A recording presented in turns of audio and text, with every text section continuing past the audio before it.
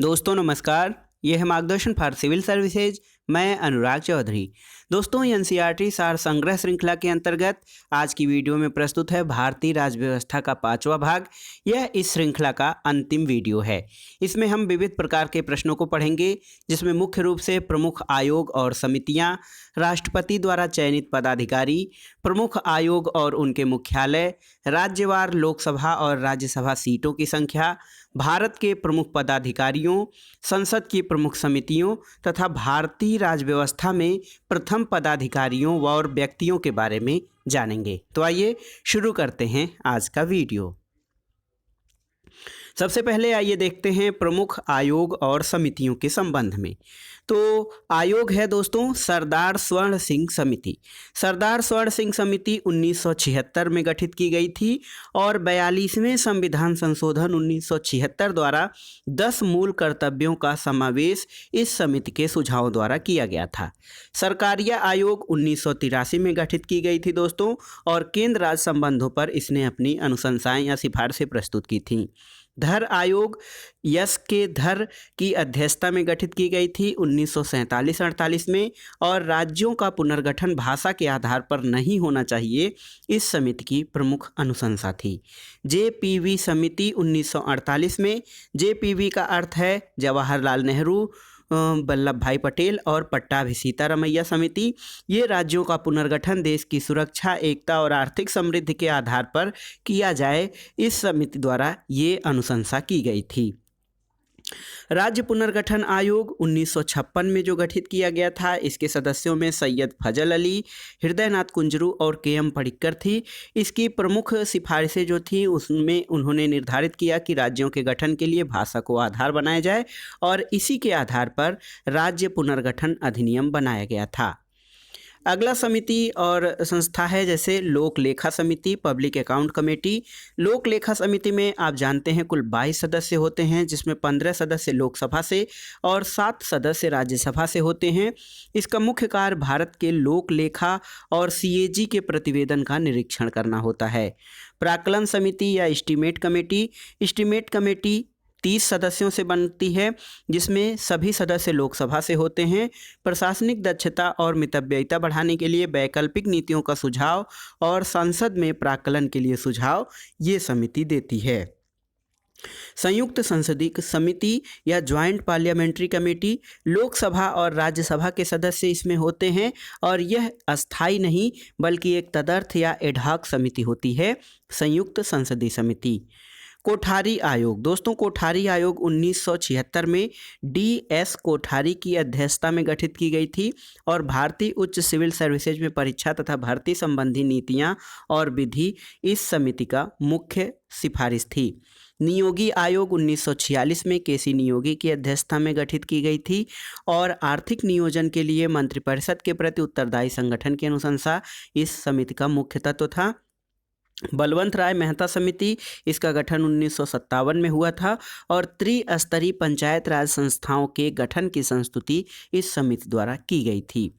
VM Tarkunde समिति 1974 में गठित की गई थी, और तारकुंडे समिति का संबंध जो है चुनाव सुधारों से है। मतदाता की आयु 21 वर्ष से घटाकर 18 वर्ष करना, चुनाव प्रचार में सरकारी धन और तंत्र का उपयोग न करना, ये अनुशंसाएं इस समिति द्वारा की गई थीं। पुंछी आयोग मदन मोहन पुंछी की अध्यक्षता में 2007 में गठित की गई थी, और केंद्र राज्य संबंधों के विषय में इस समिति ने अपनी सिफारिशें दी थीं। द्वितीय प्रशासनिक सुधार आयोग 2005 में गठित किया गया था।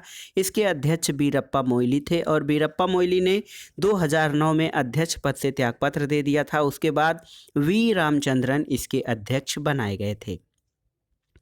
अब आइए देखते हैं राष्ट्रपति द्वारा चयनित प्रमुख पदाधिकारियों के बारे में। प्रधानमंत्री दोस्तों, प्रधानमंत्री राष्ट्रपति द्वारा चयनित मुख्य पदाधिकारी होते हैं, जो कि लोकसभा में बहुमत प्राप्त दल के नेता होते हैं। और प्रधानमंत्री के निर्वाचन संबंधी जो अनुच्छेद है वो है अनुच्छेद 75।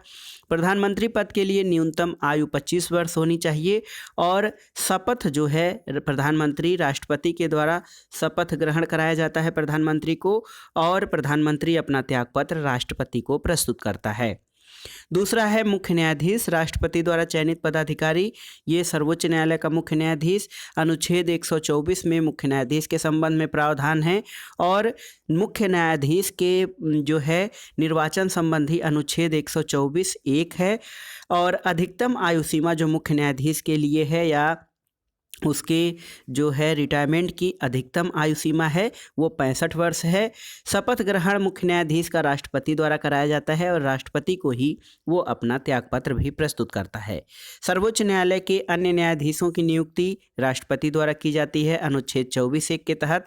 और जो सर्वोच्च न्यायालय के अन्य न्यायाधीश होते हैं उनकी अधिकतम आयु यानी रिटायरमेंट की आयु 62 वर्ष होती है। राष्ट्रपति द्वारा अन्य न्यायाधीशों को भी शपथ ग्रहण कराया जाता है और राष्ट्रपति को ही वे अपना त्यागपत्र प्रस्तुत करते हैं। अगला पदाधिकारी है राज्यपाल। राज्यपाल की व्यवस्था अनुच्छेद 153 में की गई है। और राज्यपाल के निर्वाचन संबंधी जो अनुच्छेद है वो है अनुच्छेद 155। राज्यपाल पद के लिए न्यूनतम आयु सीमा 35 वर्ष है। और शपथ ग्रहण, राज्यपाल का जो शपथ ग्रहण होता है वो हाईकोर्ट यानी उच्च न्यायालय के मुख्य न्यायाधीश द्वारा, उस राज्य के हाईकोर्ट के मुख्य न्यायाधीश द्वारा शपथ ग्रहण कराया जाता है। लेकिन राज्यपाल अपना जो त्यागपत्र होता है वो राष्ट्रपति को प्रस्तुत करता है। राष्ट्रपति द्वारा चयनित एक अन्य पदाधिकारी मुख्य चुनाव आयुक्त होते हैं। अनुच्छेद 324(2) के तहत मुख्य चुनाव आयुक्त की व्यवस्था की गई है। रिटायरमेंट की अधिकतम आयु जो होती है वो 65 वर्ष है।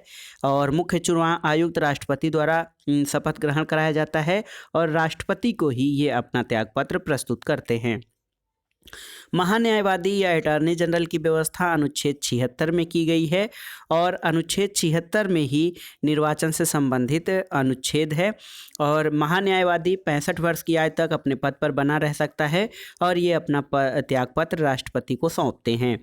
लोक सेवा आयोग के अध्यक्ष जो हैं इनकी व्यवस्था संविधान के अनुच्छेद 315 में की गई है। अधिकतम आयु सीमा इनके पद पर बने रहने की 65 वर्ष है और ये राष्ट्रपति को अपना त्यागपत्र प्रस्तुत करते हैं। इसी प्रकार लोक सेवा आयोग के सदस्य भी अधिकतम 65 वर्ष तक अपने पद पर बने रह सकते हैं और राष्ट्रपति को त्यागपत्र देते हैं। और वित्त आयोग के अध्यक्ष की नियुक्ति राष्ट्रपति द्वारा की जाती है। अनुच्छेद 280 में वित्त आयोग की व्यवस्था की गई है। और वित्त आयोग के अध्यक्ष का जो रिटायरमेंट का एज है 65 वर्ष होता है दोस्तों, और ये अपना त्यागपत्र राष्ट्रपति को सौंपते हैं। नीति आयोग के जो उपाध्यक्ष हैं, उपाध्यक्ष नीति आयोग, तो ये एक गैर संवैधानिक निकाय है। योजना आयोग के स्थान पर नीति आयोग की स्थापना की गई है। नीति आयोग के उपाध्यक्ष का नियुक्त प्राधिकारी राष्ट्रपति होता है। और उसी प्रकार प्रोटेम स्पीकर जो होते हैं उनको भी राष्ट्रपति ही नियुक्त करता है और राष्ट्रपति द्वारा प्रोटेम स्पीकर को उसके पद और दायित्वों की शपथ दिलाई जाती है। प्रोटेम स्पीकर वो होता है एक अस्थाई प्रोटेम स्पीकर नई लोकसभा के गठन के समय होता है, जो नई लोकसभा में चयनित जो निर्वाचित जो सदस्यगण होते हैं उनके लिए शपथ ग्रहण की व्यवस्था कराता है। अब आइए देखते हैं प्रमुख आयोग और मुख्यालय के बारे में। आयोग का नाम क्या है, मुख्यालय उनका कहाँ है, उनका संगठन वर्ष क्या है और संस्था की प्रकृति या स्थिति क्या है। तो सबसे पहले राष्ट्रीय हरित न्यायाधिकरण। दोस्तों, राष्ट्रीय हरित न्यायाधिकरण या नेशनल ग्रीन ट्रिब्यूनल, इसका मुख्यालय भोपाल में है। इसकी स्थापना वर्ष 2010 में हुई थी और यह एक न्यायिक संस्था है। राष्ट्रीय न्याय अकादमी, इसकी स्थापना 1993 में हुई थी।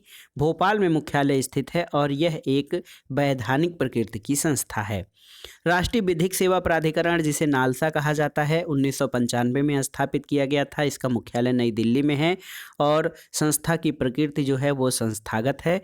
केंद्रीय सैन्य न्यास प्राधिकरण नई दिल्ली में स्थित है। यह एक न्यायिक प्रकृति की संस्था है। राष्ट्रीय अनुसूचित जाति आयोग नई दिल्ली में 2004 में इसका पुनर्गठन किया गया है। यह एक संवैधानिक निकाय है। इसी प्रकार राष्ट्रीय अनुसूचित जनजाति आयोग जो है 2004 में पुनर्गठन के बाद बनाया गया था। नई दिल्ली में इसका मुख्यालय है दोस्तों, और यह एक संवैधानिक निकाय है। नीति आयोग का पूरा नाम भारत राष्ट्रीय परिवर्तन संस्थान है। इसका मुख्यालय जो है वो नई दिल्ली में स्थित है। 1 जनवरी 2015 को इसकी स्थापना की गई थी। योजना आयोग के स्थान पर इसकी स्थापना भारत के एक थिंक टैंक के रूप में की गई और यह एक गैर संवैधानिक निकाय है। वित्त आयोग दोस्तों 1951 में गठित किया गया। यह एक अर्ध न्यायिक और संवैधानिक निकाय है। नई दिल्ली में इसका मुख्यालय है। मानवाधिकार आयोग का मुख्यालय नई दिल्ली में है। 1993 में इसकी स्थापना की गई थी। यह एक अनुशंसात्मक निकाय है। राष्ट्रीय महिला आयोग या नेशनल वीमेन कमीशन, ये नई दिल्ली में 1992 में स्थापित किया गया था। स्वायत्त वैधानिक निकाय इस संस्था की प्रकृति है। राष्ट्रीय बाल अधिकार संरक्षण आयोग, इसका मुख्यालय नई दिल्ली में है। 2007 में इसकी स्थापना एक वैधानिक निकाय के रूप में की गई थी।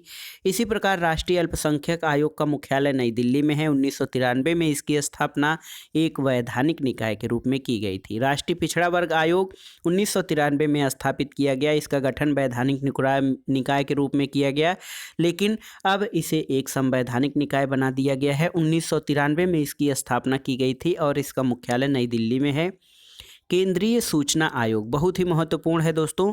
सेंट्रल इंफॉर्मेशन कमीशन CIC, ये 2005 में गठित किया गया था। नई दिल्ली में मुख्यालय है और यह एक वैधानिक निकाय है। उसी प्रकार परिसीमन आयोग नई दिल्ली में है और ये 4 बार गठित हो चुका है। ये एक स्वायत्त निकाय है। विधि आयोग नई दिल्ली में है। ये एक गैर वैधानिक परामर्शी निकाय है। अंतर्राज्यीय परिषद 1990 में गठित किया गया था, नई दिल्ली में है। यह एक संवैधानिक निकाय है अनुच्छेद 263 के अधीन। और निर्वाचन आयोग दोस्तों 1950 में इसकी स्थापना हुई थी नई दिल्ली में। यह एक संवैधानिक निकाय है। अब आइए देखते हैं भारत में भ्रष्टाचार पर नियंत्रण और नागरिकों की शिकायतों के निवारण के लिए वैधानिक और संस्थागत ढांचा। तो दोस्तों भारत में भ्रष्टाचार पर नियंत्रण और उस पर अंकुश लगाने के लिए कई प्रकार के वैधानिक और संस्थागत निकायों की स्थापना की गई है। इसमें देखिए जो प्रमुख निकाय हैं उसमें लोक सेवक जांच अधिनियम 1850, भारतीय दंड संहिता 1860, विशेष पुलिस प्रतिष्ठान 1941, दिल्ली पुलिस प्रतिष्ठान अधिनियम 1946, भ्रष्टाचार निवारण अधिनियम 1988, जांच आयोग अधिनियम 1952, राजनीतिक नेताओं तथा प्रमुख सार्वजनिक व्यक्तियों के लिए अखिल भारतीय सेवाएं आचार नियमावली 1968, केंद्रीय सिविल सेवाएं आचार नियमावली 1964, रेल सेवाएं नियमावली 1966, मंत्रालय विभागों संबद्ध और अधीनस्थ कार्यालयों तथा लोक उपक्रम में निगरानी संगठन, केंद्रीय अन्वेषण ब्यूरो यानी CBI 1963, केंद्रीय सतर्कता आयोग सेंट्रल विजिलेंस कमीशन ये 1964, राज्य सतर्कता आयोग 1964, राज्यों में भ्रष्टाचार विरोधी ब्यूरो ACB ये केंद्र में लोकपाल यानी ऑम्बुड्समैन, प्रभागी सतर्कता बोर्ड, जिला सतर्कता अधिकारी और राष्ट्रीय उपभोक्ता विवाद निवारण अधिनियम, राष्ट्रीय अनुसूचित जाति आयोग, राष्ट्रीय अनुसूचित जनजाति आयोग, सर्वोच्च न्यायालय और राज्यों में उच्च न्यायालय, प्रशासनिक न्यायाधिकरण, कैबिनेट सचिवालय में लोक परिवाद निदेशालय 1988, संसद एवं इसकी अन्य समितियां और केरल जैसे राज्यों में फाइल टू फिल खेतों तक संचिकाएं कार्यक्रम, ये सभी भारत में भ्रष्टाचार पर नियंत्रण और नागरिकों के शिकायत के निवारण के लिए वैधानिक और संस्थागत जो प्रयास किए गए हैं। अब आइए देखते हैं भारतीय विधायिका में भागीदारी। इसमें हम देखेंगे प्रमुख राज्यसभा, लोकसभा और राज्य विधानसभाओं में कुल स्थान कितने कितने हैं, आरक्षित स्थान कितने हैं और अनुसूचित जाति और अनुसूचित जनजातियों के लिए कितने स्थान आरक्षित किए गए हैं। तो देखिए सबसे अधिक सीटें उत्तर प्रदेश राज्य में हैं, सर्वाधिक 31 सीटें राज्यसभा में हैं। लोकसभा में कुल 80 सीटें हैं। लोकसभा में जो आरक्षित स्थान है अनुसूचित जातियों के लिए 17, अनुसूचित जनजातियों के लिए 1 सीट उत्तर प्रदेश में लोकसभा में आरक्षित की गई है। राज्य विधानसभा में देखा जाए तो सर्वाधिक 403 सीटें हैं और इसमें अनुसूचित जाति के लिए 92 और अनुसूचित जनजाति के लिए 1 सीट आरक्षित की गई है। लोकसभा, राज्यसभा, लोकसभा और राज्य विधानसभा की सीटों के आधार पर देखा जाए तो महाराष्ट्र दूसरे स्थान पर आता है और आंध्र प्रदेश आपका जो है लोकसभा सीटों के आधार पर, ये देखिए सर्वाधिक लोकसभा सीटें आप जानते हैं कि उत्तर प्रदेश में हैं और सर्वाधिक राज्यसभा सीटों की संख्या भी उत्तर प्रदेश में है। यहाँ पर देखिए दोस्तों, कुछ ऐसे राज्य हैं जहाँ पर लोकसभा की एक एक सीटें हैं, तो उनके बारे में आइए जान लेते हैं। त्रिपुरा, देखिए त्रिपुरा, अरुणाचल प्रदेश, गोवा, मेघालय, मणिपुर, मिजोरम, नागालैंड, सिक्किम यहाँ पर और पुडुचेरी, यहाँ पर लोकसभा की केवल एक एक सीटें हैं। इसके अलावा देखिए लद्दाख और लक्षद्वीप अभी नए केंद्र शासित प्रदेश बनाए गए हैं। लद्दाख और ये लद्दाख हमारा बनाया गया है। जम्मू कश्मीर राज्य में दो केंद्र शासित प्रदेशों का निर्माण किया गया है। दोस्तों दमन और दीव तथा दादरा और नगर हवेली में 2 सीटें हैं। अंडमान निकोबार और चंडीगढ़ में प्रत्येक में 1 लोकसभा सीट है। तो याद रखिएगा, दमन, दीव और दादरा और नगर हवेली में कुल 2 सीटें हैं। अंडमान निकोबार एक अलग केंद्र शासित प्रदेश है, चंडीगढ़ एक अलग है। यहाँ पर 1-1 लोकसभा सीटें हैं। तो अगर जो हम कुल लोकसभा सीटों की संख्या देखें तो 543 है, कुल राज्यसभा सीटों की संख्या 233 है और कुल लोकसभा सीटें 543 हैं। तो ये था आपका जो आंकड़ा है लोकसभा राज्यसभा का। लेकिन उस आंकड़े के आधार पर कुछ तथ्यों को देखते हैं। सर्वाधिक राज्यसभा सीटों वाले 5 राज्य कौन कौन से हैं? दोस्तों सबसे अधिक राज्यसभा सीटें उत्तर प्रदेश में हैं, 31 राज्यसभा सीटें। दूसरे स्थान पर महाराष्ट्र है, 19। तमिलनाडु में 18 राज्यसभा सीटें हैं।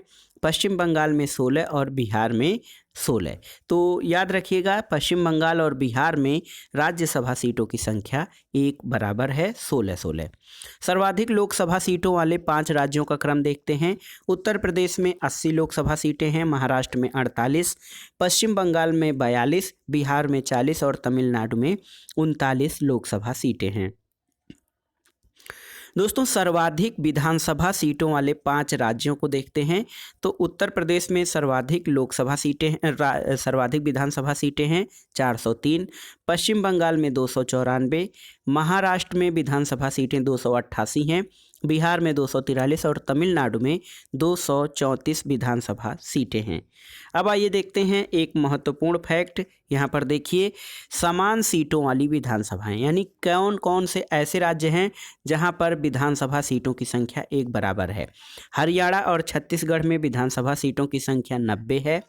मणिपुर, मेघालय, नागालैंड, त्रिपुरा और अरुणाचल प्रदेश, याद रखिएगा ये जो राज्य हैं, मणिपुर 1, मेघालय 2, नागालैंड 3, त्रिपुरा 4, अरुणाचल प्रदेश 5। तो ये जो 7 सिस्टर्स हैं उनमें से 5 राज्यों में 60-60 विधानसभा सीटें हैं। गोवा और मिजोरम में जो विधानसभा सीटों की संख्या है ये 40 है। दोस्तों जम्मू कश्मीर विधानसभा में कुल सीटों की संख्या 107 है, जिसमें से 24 सीटें पाकिस्तान अधिकृत कश्मीर यानी POK के लिए रिक्त रखी गई हैं। इसलिए वर्तमान में जम्मू कश्मीर विधानसभा के लिए कुल निर्वाचन योग्य सीटों की संख्या 83 है। अब आइए देखते हैं विभिन्न राज्यों की विधान परिषद। विधान परिषद 6 राज्यों में विधान परिषदों की स्थापना की गई है। उत्तर प्रदेश में विधान परिषद की 100 सीटें हैं, महाराष्ट्र में 75, बिहार में 75, कर्नाटक में 75, आंध्र प्रदेश में 58 और तेलंगाना में कुल 43 विधान परिषद सीटें हैं। भारत का सबसे कम पंजीकृत मतदाताओं की संख्या वाला संसदीय क्षेत्र कौन सा है? तो ये है दोस्तों बनेज संसदीय क्षेत्र या बनेज लोकसभा क्षेत्र, जूनागढ़ संसदीय क्षेत्र, राजस्थान। ये जो है बनेज जो है दोस्तों ये सबसे कम पंजीकृत मतदाताओं की संख्या वाला संसदीय क्षेत्र है। सबसे अधिक पंजीकृत मतदाताओं की संख्या वाला संसदीय क्षेत्र यानी मतदाताओं की संख्या के आधार पर सबसे बड़ा लोकसभा क्षेत्र उन्नाव है। सबसे छोटा संसदीय क्षेत्र लक्षद्वीप है और क्षेत्रफल की दृष्टि से सबसे बड़ा संसदीय क्षेत्र लक्षद्वीप है, 3029 वर्ग किलोमीटर। दोस्तों भारत में संसद की संयुक्त बैठकों की बात की जाए तो भारत में अब तक 3 बार संसद की संयुक्त बैठक आयोजित हो चुकी है। प्रथम संयुक्त बैठक दहेज प्रतिबंध विधेयक 1959 में पंडित जवाहरलाल नेहरू के प्रधानमंत्रित्व काल में, द्वितीय संयुक्त बैठक बैंकिंग सेवा आयोग विधेयक 1977 के संबंध में मोरारजी देसाई के प्रधानमंत्रित्व काल में, और तृतीय संयुक्त बैठक संसद की आतंक निवारक अध्यादेश पोटा 2002 में अटल बिहारी वाजपेयी के शासनकाल में आयोजित हुई है। अब आइए देखते हैं दोस्तों सुशासन सूचकांक। सुशासन सूचकांक इस आधार पर तैयार किया जाता है कि राज्यों में गवर्नेंस या गुड गवर्नेंस की स्थिति कैसी है। इसमें तमिलनाडु, महाराष्ट्र और कर्नाटक का स्थान सबसे ऊपर आता है। दोस्तों सुशासन के मामले में अपना प्रदेश यानी उत्तर प्रदेश बहुत नीचे आता है। अब आइए देखते हैं प्रमुख वेतन आयोग के संबंध में यानी पे कमीशन जो भारत में गठित किए गए। प्रथम वेतन आयोग 1946 में गठित किया गया था। श्रीनिवास बदरचारियार की अध्यक्षता में दोस्तों 1947 में इस कमेटी ने अपनी रिपोर्ट दी थी। और द्वितीय वेतन आयोग 1957 में गठित किया गया। जगन्नाथ दास की अध्यक्षता में 1959 में इसकी रिपोर्ट आई। तृतीय वेतन आयोग रघुवीर दयाल की अध्यक्षता में 1970 में गठित किया गया। 1973 में इसने अपनी रिपोर्ट दी। चतुर्थ वेतन आयोग पी.एन. सिंघल की अध्यक्षता में 1983 में गठित हुआ। 1986 में रिपोर्ट आई। पांचवा वेतन आयोग एस रत्नावेल पांडियन की अध्यक्षता में 1994 में और इसने अपनी रिपोर्ट 1997 में दी थी। छठा वेतन आयोग जस्टिस बी.एन. श्री कृष्णा इनकी अध्यक्षता में 2006 में गठित हुआ। 2008 में रिपोर्ट आई। और सातवां वेतन आयोग ये अशोक कुमार माथुर यानी ए.के. माथुर की अध्यक्षता में 2014 में गठित किया गया था। 2015 में इस वेतन आयोग की रिपोर्ट प्रस्तुत हुई थी। अब आइए लोकसभा, राज्यसभा, विधानसभा, विधान परिषद एक दृष्टि में इनका तुलनात्मक अध्ययन करते हैं। देखिए अधिकतम सदस्यों की संख्या की दृष्टि से देखे जाएं तो लोकसभा में 552 सदस्य हो सकते हैं, जिसमें 530 राज्यों से, 20 केंद्र शासित प्रदेशों से और 2 राष्ट्रपति द्वारा नामित एंग्लो इंडियन होते हैं, जबकि अब इनकी व्यवस्था समाप्त कर दी गई है। राज्यसभा में अधिकतम जो सदस्य संख्या हो सकती है 250, 238 राज्यों और केंद्र शासित प्रदेशों से और 12 राष्ट्रपति के द्वारा नामित किए जाते हैं, जो साहित्य, कला, विज्ञान, समाज सेवा के क्षेत्र में ख्याति लब्ध व्यक्ति होते हैं। विधानसभा में अधिकतम 500 सीटें हो सकती हैं और न्यूनतम 60 सीटें होती हैं दोस्तों, लेकिन न्यूनतम 60 सदस्य विधानसभा में हो सकते हैं। कुछ राज्य इसके अपवाद हैं जहां पर केवल 40 सीटें ही विधानसभा में हैं। दोस्तों राज्य विधानसभा के सदस्यों की 1/3 सीटें विधान परिषद में होती हैं। वर्तमान संख्या देखा जाए लोकसभा में तो लोकसभा में वर्तमान संख्या 545 है। 524 राज्यों से, 19 केंद्र शासित प्रदेशों से और 2 राष्ट्रपति द्वारा नामित किए गए हैं। राज्यसभा में वर्तमान सदस्यों की संख्या 245 है, जिसमें 225 राज्यों से, 8 केंद्र शासित प्रदेशों से और 12 राष्ट्रपति द्वारा नामित किए गए हैं। और विधान परिषद में देखा जाए तो वर्तमान में मात्र 6 राज्यों में विधान परिषदें अस्तित्व में हैं। उत्तर प्रदेश, बिहार, महाराष्ट्र, आंध्र प्रदेश, कर्नाटक और तेलंगाना। तो याद रखिएगा वर्तमान में 6 राज्यों में विधान परिषद हैं, उत्तर प्रदेश, बिहार, महाराष्ट्र, आंध्र प्रदेश, कर्नाटक और तेलंगाना। सर्वाधिक सदस्य संख्या वाले राज्यों को देखा जाए अगर तो लोकसभा में सर्वाधिक जो है 80 सीटें उत्तर प्रदेश में हैं और राज्यसभा में 31 सीटें उत्तर प्रदेश में हैं। और यहाँ पर देखिए दोस्तों, यहाँ पर जो विधानसभाओं की बात है, विधानसभा में जो सर्वाधिक सीटें हैं उत्तर प्रदेश में, दूसरे स्थान पर महाराष्ट्र, तीसरे पर पश्चिम बंगाल, चौथे पर आंध्र प्रदेश और 5वें पर बिहार का स्थान आता है। विधान परिषद में सर्वाधिक सीटें उत्तर प्रदेश में 100 सीटें हैं, महाराष्ट्र में 78 और बिहार में 75 सीटें हैं। न्यूनतम सदस्य संख्या वाले राज्य तो दोस्तों लोकसभा में न्यूनतम सदस्य संख्या जो है वो गोवा, नागालैंड, सिक्किम और सभी केंद्र शासित प्रदेशों में दिल्ली को छोड़कर 1-1 सीटें हैं। इसके अलावा राज्यसभा में देखा जाए तो गोवा और सभी पूर्ववर्ती राज्य असम को छोड़कर यहाँ पर मात्र 1-1 सीटें हैं राज्यसभा की। विधानसभा में गोवा, मिजोरम में 40-40 सीटें हैं, सिक्किम में 32 सीटें और पुडुचेरी विधानसभा में मात्र 30 सीटें हैं। विधान परिषद में सबसे कम जो सीटें हैं वो तेलंगाना विधान परिषद में 43 सीटें हैं। प्रकार देखा जाए तो लोकसभा एक अस्थायी सदन है, राज्यसभा अस्थायी सदन है जो कभी समाप्त नहीं होता है, विधानसभा एक अस्थायी सदन है। विधान परिषदें जो होती हैं दोस्तों ये अस्थायी सदन हैं, लेकिन इसके बारे में कहा जाता है कि विधान परिषदें जो हैं समाप्त तो की जा सकती हैं लेकिन इनका विघटन नहीं किया जा सकता है। गठन से संबंधित अनुच्छेद के बारे में देखते हैं। लोकसभा गठन के लिए अनुच्छेद 81, राज्यसभा के लिए अनुच्छेद 80। राज्य विधानसभाओं के गठन के लिए संविधान के भाग 4 में अनुच्छेद 168 से 212 तक इसकी व्यवस्था की गई है। और विधान परिषदों के गठन से संबंधित प्रावधान अनुच्छेद 169 में दिए गए हैं। इसमें ये व्यवस्था की गई है कि संसद को किसी राज्य में विधान परिषद को स्थापित करने और समाप्त करने का अधिकार है। सदस्य बनने के लिए आयु सीमा, तो जो लोकसभा में सदस्य बनने की न्यूनतम आयु सीमा है 25 वर्ष है, राज्यसभा में 30 वर्ष है।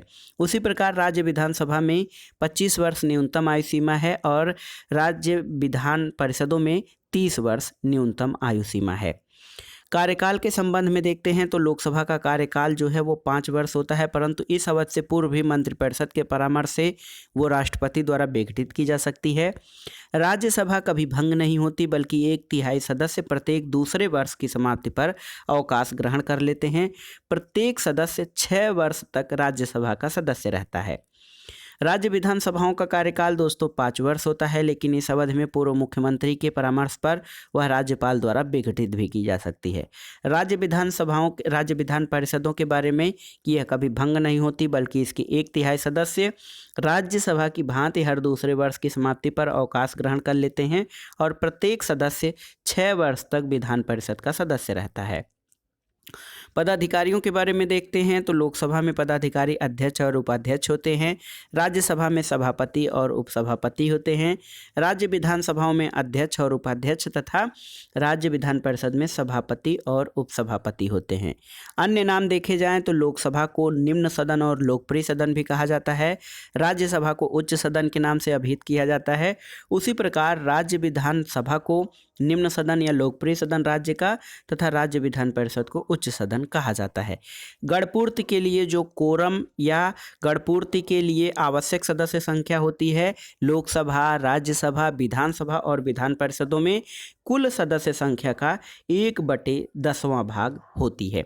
तो ये था लोकसभा, राज्यसभा, राज्य विधानसभा और राज्य विधान परिषदों के संबंध में एक तुलनात्मक चार्ट के द्वारा अध्ययन। अब आइए देखते हैं दोस्तों भारत के प्रमुख पदाधिकारियों को एक दृष्टि में। भारत के प्रमुख पदाधिकारी, तो सबसे पहले निर्वाचक मंडल द्वारा निर्वाचित पदाधिकारियों के बारे में जानते हैं। दोस्तों राष्ट्रपति जो है अनुच्छेद 52 के तहत, राष्ट्रपति का जो निर्वाचन है अनुच्छेद 52 के तहत होता है। निर्वाचन संबंधी अनुच्छेद इसका अनुच्छेद 54 है। न्यूनतम आयु सीमा 35 वर्ष है और अधिकतम आयु सीमा इसकी जो है नहीं दी गई है। राष्ट्रपति को शपथ सुप्रीम कोर्ट यानी जो हमारा सर्वोच्च न्यायालय है उसका मुख्य न्यायाधीश दिलवाता है और राष्ट्रपति अपना त्यागपत्र उपराष्ट्रपति को सौंपता है।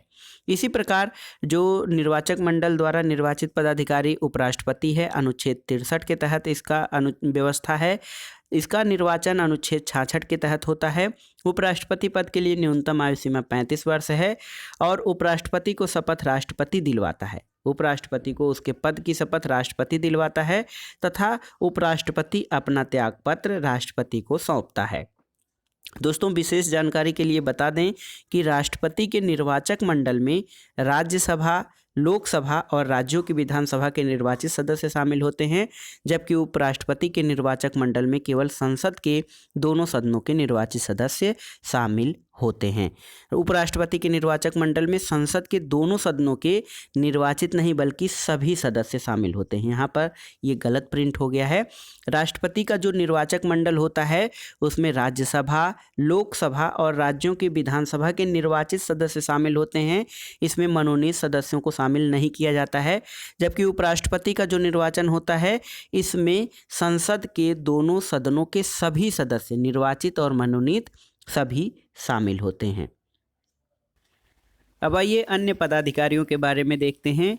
देखिए लोकसभा अध्यक्ष, लोकसभा अध्यक्ष जो है इसकी व्यवस्था अनुच्छेद 89 में है और लोकसभा अध्यक्ष के निर्वाचन से संबंधित व्यवस्था संविधान के अनुच्छेद 93 में है।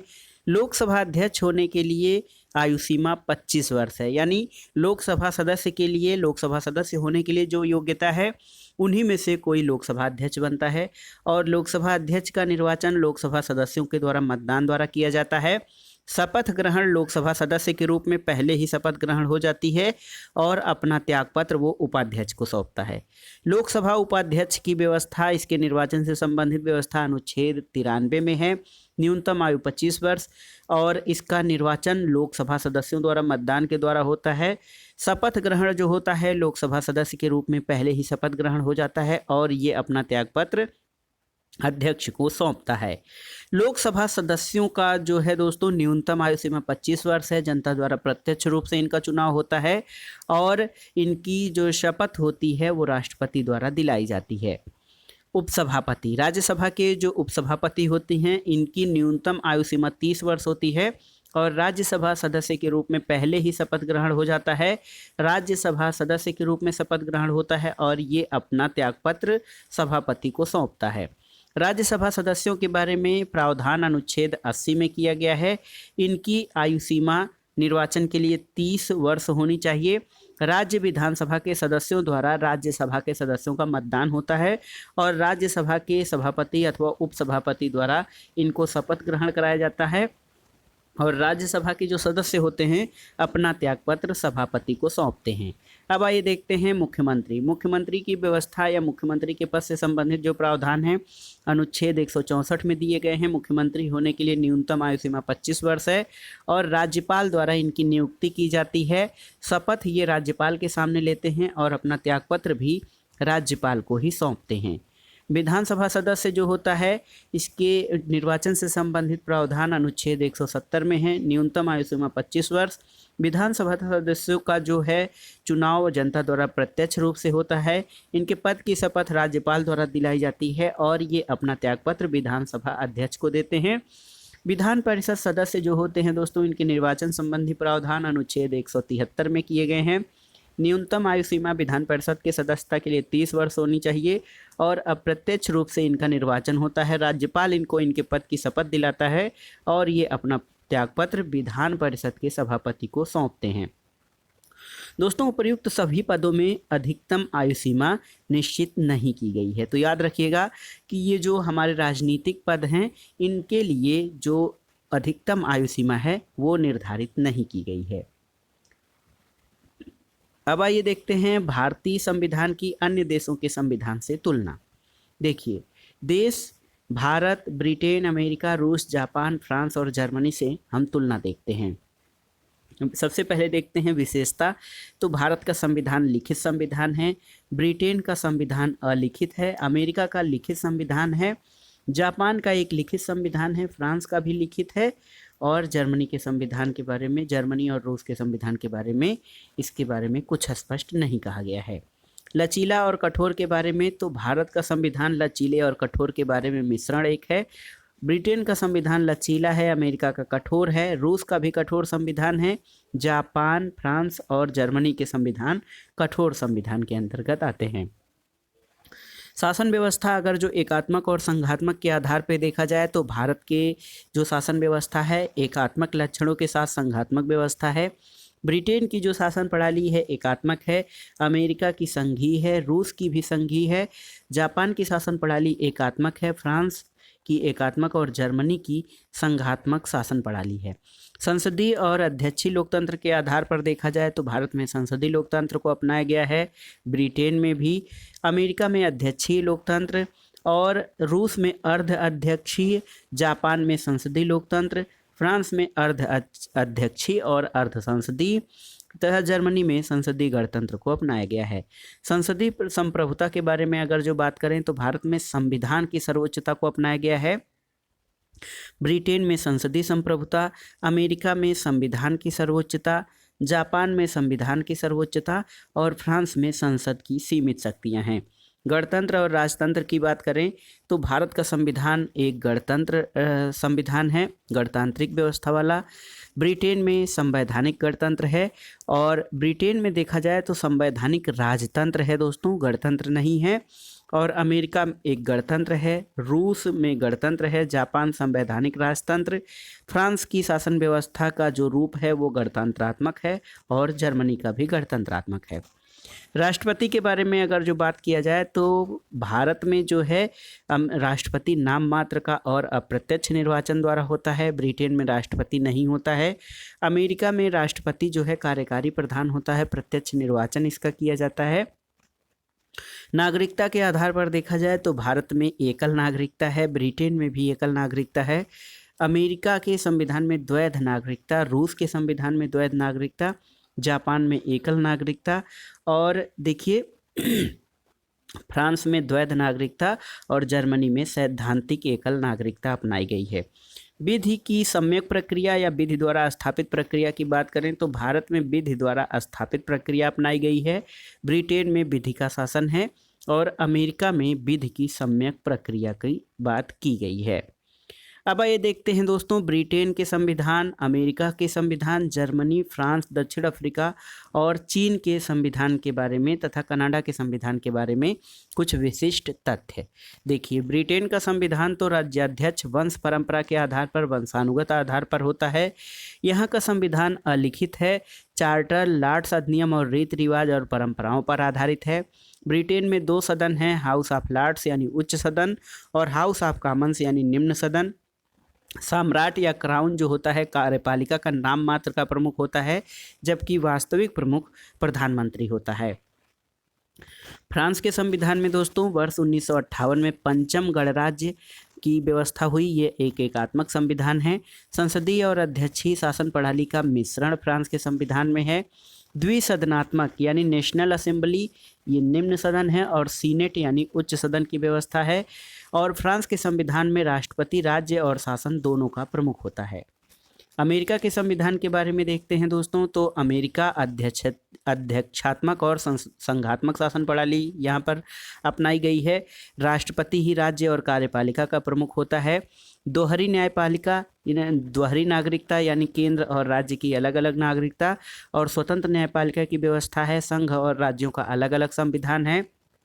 इसके अलावा अमेरिका में संसद के 2 सदन हैं, प्रतिनिधि सभा और सीनेट, और ये अविनाशी राज्यों का अविनाशी संघ अमेरिका के संविधान द्वारा बनाया गया है। दक्षिण अफ्रीका के जो संविधान है ये 1997 में नया संविधान लागू हुआ। एकात्मक शासन व्यवस्था अपनाई गई है। राष्ट्रपति शासन और राज्य दोनों का अध्यक्ष होता है और द्विसदनात्मक यानी नेशनल असेंबली वहाँ का निम्न सदन है और नेशनल काउंसिल उच्च सदन है। चीन का संविधान दोस्तों 1982 में लागू हुआ। यहाँ पर संसद एक सदनी है जिसको नेशनल पीपुल्स कांग्रेस कहा जाता है। विधायिका ही सभी उच्च पदाधिकारियों की नियुक्ति करती है। चीन में एकात्मक शासन प्रणाली है और प्रधानमंत्री सरकार का प्रधान होता है लेकिन राज्य का नहीं। जर्मनी के संविधान के बारे में देखते हैं दोस्तों, तो वर्तमान संविधान वर्ष 1949 में निर्मित और प्रवर्तित हुआ। संघीय शासन और संसदीय शासन प्रणाली की व्यवस्था वहां पर अपनाई गई है। जर्मनी में राष्ट्रपति जर्मनी का नाम मात्र का प्रमुख होता है और वास्तविक प्रमुख चांसलर होता है। तथा जर्मनी में जो संसद है द्विसदनात्मक है। बुंदेसरात और बुंदेशटाग यानी उच्च और निम्न सदन दोनों यहाँ पर हैं। कनाडा का संविधान, इसकी विशेषताएं हैं कि वहाँ पर संघीय शासन है। शासन का प्रमुख गवर्नर होता है जो कि ब्रिटिश महारानी द्वारा नियुक्त होता है। शक्तियों का वितरण 4 सूचियों में किया गया है और संसद द्विसदनात्मक है। हाउस ऑफ कॉमन्स निम्न सदन है और सीनेट वहाँ का उच्च सदन है।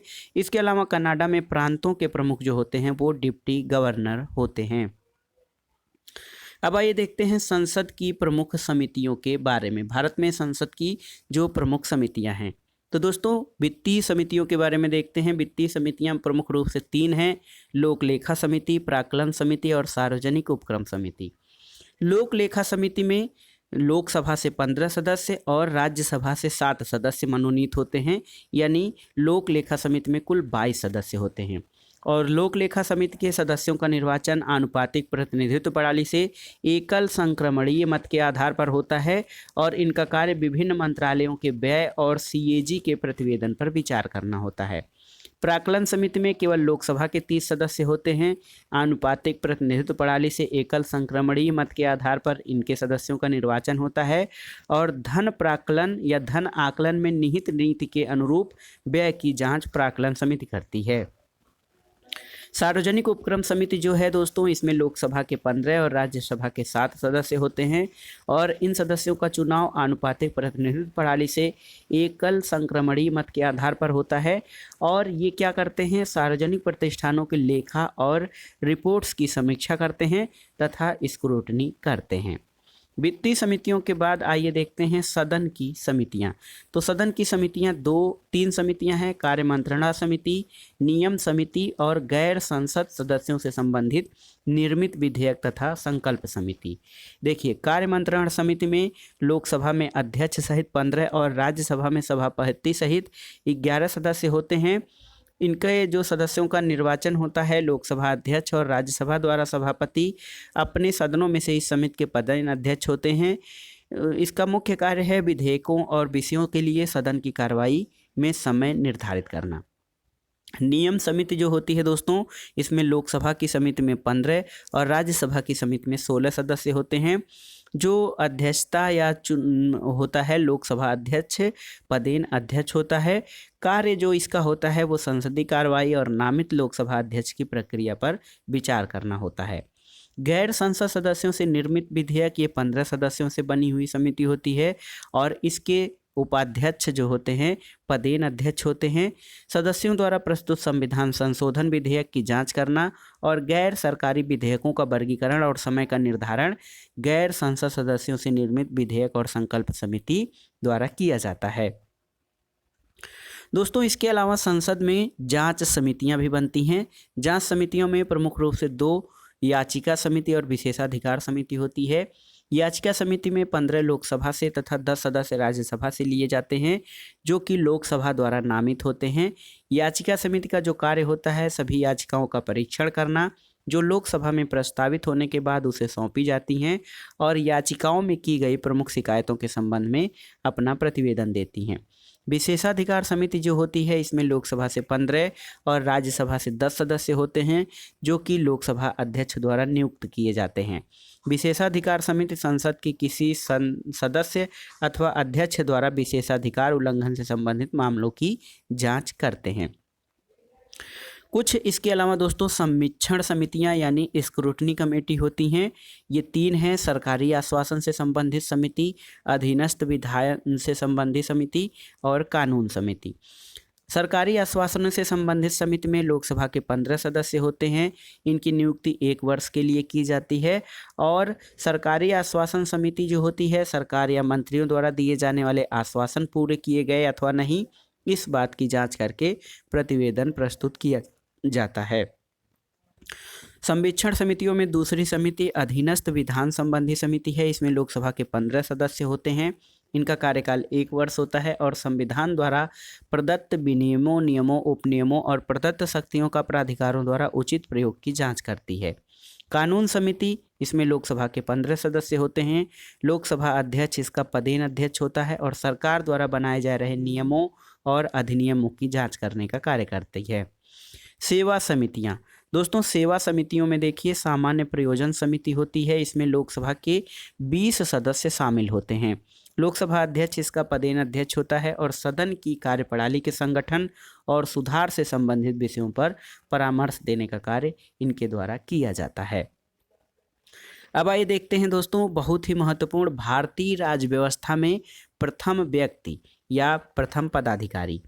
तो भारत के प्रथम राष्ट्रपति डॉक्टर राजेंद्र प्रसाद, प्रथम मुस्लिम राष्ट्रपति डॉक्टर जाकिर हुसैन, प्रथम सिख राष्ट्रपति ज्ञानी जैल सिंह, प्रथम उपराष्ट्रपति डॉक्टर सर्वपल्ली राधाकृष्णन, प्रथम प्रधानमंत्री पंडित जवाहरलाल नेहरू, प्रथम कार्यवाहक प्रधानमंत्री गुलजारी लाल नंदा, प्रथम उप प्रधानमंत्री सरदार वल्लभ भाई पटेल, प्रथम मुख्य न्यायाधीश हीरा लाल जे कानिया, प्रथम लोकसभा स्पीकर गणेश वासुदेव मावलंकर जीवी मावलंकर, प्रथम मुख्य चुनाव आयुक्त सुकुमार सेन, प्रथम महिला मुख्य चुनाव आयुक्त VS रमा देवी, प्रथम महिला लोकसभा सचिव स्नेहलता श्रीवास्तव 30 नवंबर 2017 को, और प्रथम कमांडर इन चीफ 1 जनवरी 1948 से 14 जनवरी 1949 को जनरल सर राय बूचर, प्रथम विपक्ष के नेता रामसुभग सिंह, प्रथम महिला IAS अधिकारी अन्ना जॉर्ज, प्रथम महिला IPS किरण बेदी,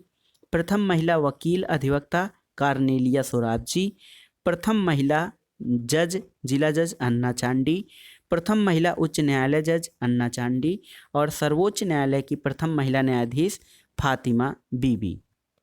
इसके अलावा दोस्तों किसी राज्य में प्रथम गैर कांग्रेसी सरकार केरल में 1956 में बनी थी। 8वीं अनुसूची में उल्लिखित प्रथम भाषा असमिया थी। मान्यता प्राप्त विरोधी दल के नेता वाईवी चौहान कांग्रेस के थे। भारत की प्रथम महिला प्रधानमंत्री श्रीमती इंदिरा गांधी 24 जनवरी 1966 को ये प्रथम बार भारत के प्रधानमंत्री पद को सुशोभित की थी।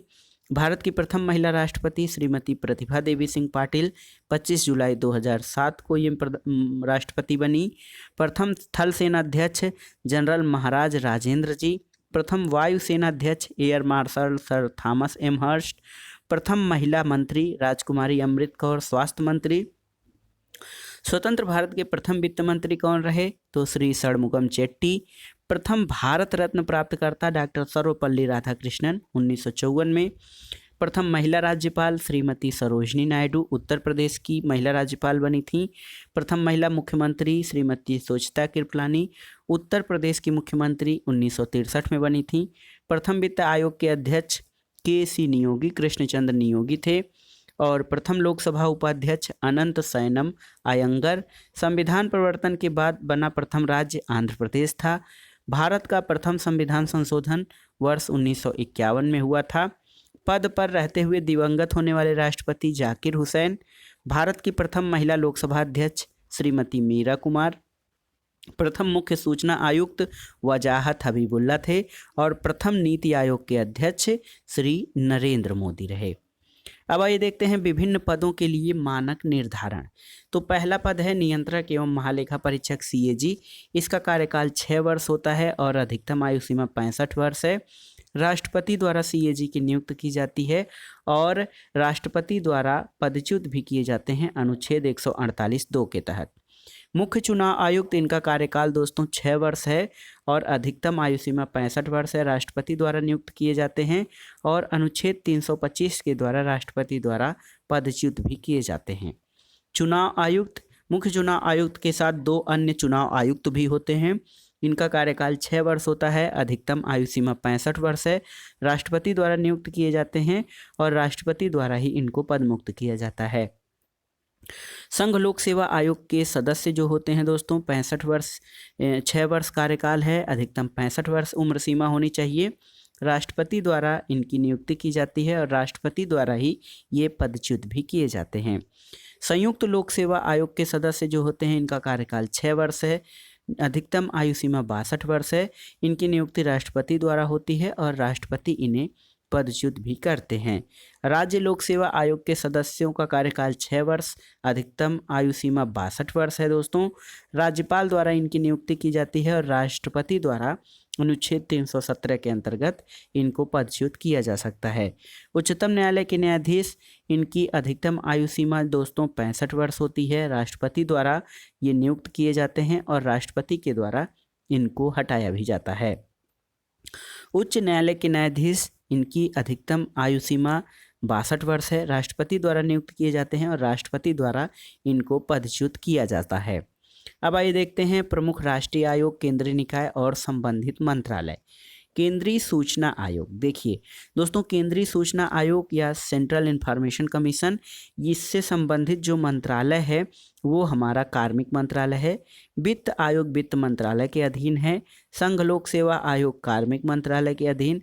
अंतर्राज्य परिषद गृह मंत्रालय। कर्मचारी चयन आयोग कार्मिक मंत्रालय। राष्ट्रीय अनुसूचित जाति आयोग सामाजिक न्याय एवं अधिकारिता मंत्रालय के अधीन है। राष्ट्रीय अनुसूचित जनजाति आयोग, ये जनजाति मामलों से संबंधित मंत्रालय के अधीन आता है। केंद्रीय सतर्कता आयोग कार्मिक मंत्रालय। क्षेत्रीय परिषद या रीजनल काउंसिल्स जो हैं गृह मंत्रालय के अधीन है। केंद्रीय अन्वेषण ब्यूरो कार्मिक मंत्रालय के अधीन। राष्ट्रीय अनुसंधान एजेंसी, राष्ट्रीय NRA राष्ट्रीय अनुसंधान एजेंसी गृह मंत्रालय के अधीन है दोस्तों। इसके अलावा भाषाई अल्पसंख्यकों के आयुक्त अल्पसंख्यक मामलों के मंत्रालय से संबंधित है। बाल अधिकारों के संरक्षण के लिए राष्ट्रीय आयोग जो बना है महिला और बाल विकास मंत्रालय से संबंधित है। पिछड़े वर्गों के लिए जो आयोग है सामाजिक न्याय और अधिकारिता मंत्रालय। विकलांग व्यक्तियों के लिए केंद्रीय आयुक्त जो हैं सामाजिक न्याय और अधिकारिता मंत्रालय। केंद्रीय समाज और कल्याण बोर्ड जो है महिला और बाल विकास मंत्रालय से संबंधित है। उत्तर पूर्व परिषद उत्तर पूर्व क्षेत्र विकास मंत्रालय से। और केंद्रीय प्रशासनिक अधिकरण कार्मिक मंत्रालय के अधीन आता है। इसी तरह से अल्पसंख्यकों का राष्ट्रीय आयोग जो है वो अल्पसंख्यक मामलों के मंत्रालय के अधीन है। राष्ट्रीय मानवाधिकार आयोग गृह मंत्रालय। राष्ट्रीय महिला आयोग महिला एवं बाल विकास मंत्रालय। वस्तु एवं सेवा कर परिषद यानी जीएसटी काउंसिल वित्त मंत्रालय के अधीन है। लोकपाल कार्मिक मंत्रालय के अधीन। राष्ट्रीय अन्वेषण अभियान गृह मंत्रालय। भारत के महान्यायवादी विधि एवं न्याय मंत्रालय। भारत का महान्यायाभिकर्ता यानी सॉलिसिटर जनरल ऑफ इंडिया विधि और न्याय मंत्रालय। भारत के विधि आयोग जो है ये विधि और न्याय मंत्रालय के अधीन है। इसके अलावा भारत का जो निर्वाचन आयोग है यानी इलेक्शन कमीशन ऑफ इंडिया ये विधि और न्याय मंत्रालय के अधीन आता है। भारत का जो परिसीमन आयोग है यानी डिलिमिटेशन कमीशन ऑफ इंडिया ये विधि और न्याय मंत्रालय के अधीन आता है। अब आइए देखते हैं दोस्तों कुछ समितियों के नाम, उनके मंत्रालय और विभाग। देखिए वाणिज्य समिति जो है वो वाणिज्य और उद्योग मंत्रालय के अधीन आता है। ये राज्यसभा के अधीन समिति है। गृह मामलों की समिति गृह मंत्रालय के अधीन आता है। मानव संसाधन विकास समिति मानव संसाधन विकास, युवा मामले और खेल तथा महिला एवं बाल विकास मंत्रालय। उद्योग समिति भारी उद्योग और सार्वजनिक उपक्रम, सूक्ष्म लघु और मध्यम उद्यम। इसके अलावा विज्ञान और प्रौद्योगिकी समिति पर्यावरण एवं वन समिति ये विज्ञान एवं प्रौद्योगिकी, अंतरिक्ष, भू विज्ञान, परमाणु ऊर्जा, पर्यावरण वन और जलवायु परिवर्तन से संबंधित है। परिवहन पर्यटन और संस्कृति समिति इसके अंतर्गत नागरिक उड्डयन, पथ परिवहन और राजमार्ग, नौवहन, संस्कृति और पर्यटन शामिल हैं। स्वास्थ्य एवं परिवार कल्याण समिति ये स्वास्थ्य और परिवार कल्याण, आयुर्वेद, योग और प्राकृतिक चिकित्सक, यूनानी सिद्ध और होम्योपैथी यानी आयुष विभाग। कार्मिक लोक परिवार विधि और न्याय ये सब विधि और न्याय तथा कार्मिक लोक परिवार जन शिकायत तथा पेंशन से संबंधित हैं। इसके अलावा लोकसभा के अधीन जो समितियां हैं उसमें देखिए कृषि समिति कृषि और किसान कल्याण, मत्स्य पालन, पशुपालन और दुग्ध उत्पादन तथा खाद्य प्रसंस्करण इसके अंतर्गत शामिल हैं।